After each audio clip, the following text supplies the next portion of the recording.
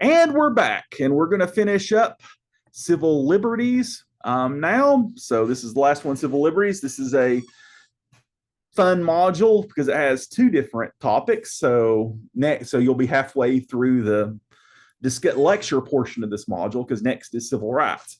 All right, talk about civil liberties. So talk about the right to privacy. The term right to privacy does not appear in the Constitution, though you could argue that it is sort of hinted at or alluded to in the Fourth Amendment because you have the right to be secure in your person's papers and effects. It's unreasonable searches and seizures.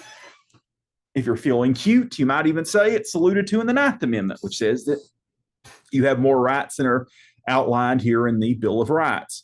I think pretty much everyone would agree, though, that in a free society, you should have some reasonable expectation of privacy. Now, what this means in practice, as with everything, is controversial. What exactly does this protect? The Supreme Court, though, has ruled that there is an expectation, like there is a right to privacy. And this was established in 1965 in the Griswold versus Connecticut case. The Griswold versus Connecticut case dealt with birth control. I believe it was in 1963 that the FDA approved birth control pills. So the pill hits the market. It is controversial, and the state of Connecticut passed a law against birth control pills. And so Griswold sued and argued that she had a right to privacy, which protected her right to purchase birth control pills. And so the case met with Supreme Court, and the Supreme Court agreed with Griswold and struck down laws against birth control on the grounds that a person's right to privacy protected their right to purchase birth control pills. This was a controversial decision at the time, though not as controversial as the one that would come later, and that would be Roe versus Wade in 1973, which expanded the right to privacy to include the right to have an abortion within the first trimester or first 3 months of a pregnancy. Ultimately, this was probably the most controversial Supreme Court decision of the 20th century, perhaps. And it would stand for nearly 50 years. It would ultimately, though, be overturned in 2022. So now abortion rights vary from state to state. Some states it's illegal, some states it is legal. So it varies from state to state. The Supreme Court has also found that you have right to privacy protects your right to watch pornography in your own home. Sodomy, which if you don't know what that is, I would say Google it, but I probably shouldn't tell you to do that. Basically, it is what you think it is, but the legal definition is actually methods of sex which cannot result in pregnancy. So it is what you think it is, but it's also other things that people don't necessarily think of. But it was illegal in 1961. Texas versus Johnson case overturned these remaining bans that were still illegal in some states as late as 2005, but the Lawrence versus Texas decision overturned it. Vaccine mandates. Does the federal government or any level of government have the right to force people to be vaccinated? Supreme Court has determined yes. The Jacobson versus Massachusetts case of 1905 ruled that, I think, what was it then? Smallpox, I believe. I'd have to look and see which disease it was. But they did rule that since there isn't if it's a contagious disease, if you don't get vaccinated, you could be putting others at risk. So the Supreme Court has ruled that yes, governments can coerce someone to do it. In this case, they ruled they can hold someone down and forcibly vaccinate them. Obviously, this is a controversial one as well. All these are controversial, I would say. What about right to die? You do have the right, if you make your wishes known, to terminate life-sustaining care. So if you're on life support, if you have what's called a living will, which states what you want to have done in those circumstances, if you make it clear that you want the plug to be pulled, basically, then that will be honored. You do have the right to do that. If your wishes are not known, then it falls to your next of kin. So this is something you feel strongly about. Either way, if you want plug to be pulled or you don't want the plug to be pulled, you probably should get with a lawyer and get a living will written up to make this clear. Otherwise, it will fall to your next of kin and they'll have to make the decision. And, it might be, this is not at all fun to think about, but it might be good for your next of kin too, because that's probably not a not an easy decision to make.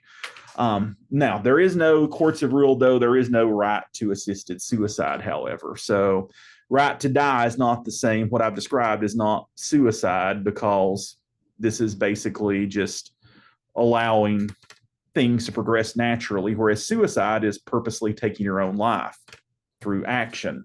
Right to die is you die through inaction, which is not the same as dying by your own action. Some states do allow assisted suicide, because it's, even though it's not protected, states have the authority to allow it or not. Most states, though, have chosen to make it illegal. But I would expect, we have seen it was illegal nationwide not too long ago, so it has sort of expanded in some states. I would expect more states to allow it going forward. Again, not saying they should or shouldn't. That's totally like an ethical call that everyone can make on their own. But I'm just saying that, like, the trend seems to be right now in favor of it for now. We'll see if that continues. All right, property rights. Government can take your land if, this is called eminent domain, if it is for public use, and if it is used, and if they provide you with just compensation.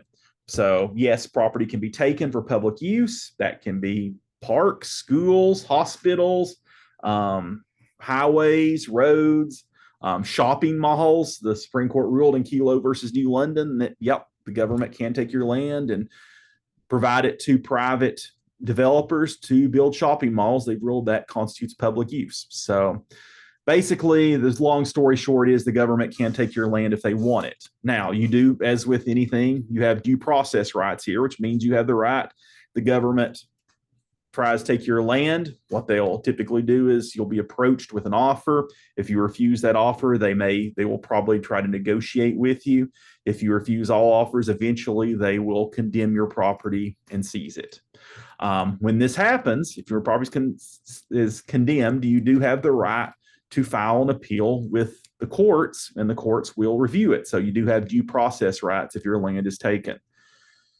Usually you will lose, though. Usually the government will get your land. Not saying that's guaranteed to happen, but most of the time it will. And of course, fighting something in court can get very expensive. Lawyers don't work for cheap. So generally, your best bet is probably to negotiate and get the best offer you can get out of the government and take it. Of course, this, if it's a fair market value, is not necessarily the same as what it's worth to you. Like if you're talking about some farm that's been in your family for 100 years or more, then it's probably going to be worth a whole lot more to you than what you would get if you sold it. Maybe you sell it, you might get $200,000 for it. But to you, it's worth a whole lot more than that. Well, government and fair in the market is not going to take that into account. They're just going to pay you what they think, if you sold it to someone else, what they would pay you. So, but on the other hand, I mean, you look around obviously we have all these roads and highways and interstates. It's probably a safe bet that not everyone who gave up their property was particularly thrilled about it. Or I'm recording here in Oak Ridge. I mean, Oak Ridge there were, like, the wheat community was here before, and they had all their land seized during World War II. So this happens. Or you may be somewhere near a lake. Well, these lakes, TVA lakes, or man-made lakes. Once upon a time, people had property, had farmlands there. Now it's all underwater. So again, this is sort of, rights of the individual versus society as a whole.